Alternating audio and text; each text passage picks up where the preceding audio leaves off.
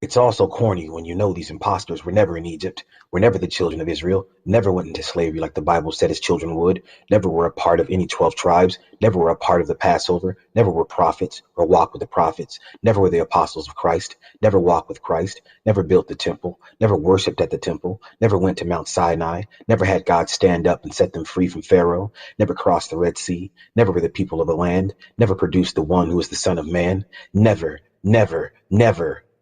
But they did crucify Christ at the tree. They did trap the Israelites in their borders when they were trying to get free in 70 AD.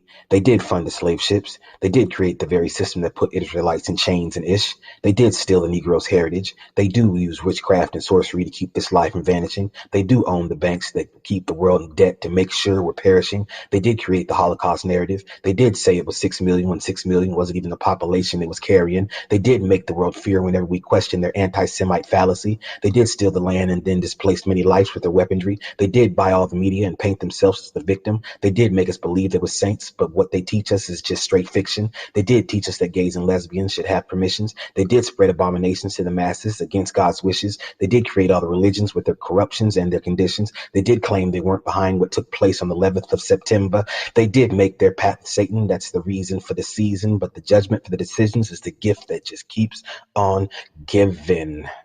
Shalom. I'm a real Israelite.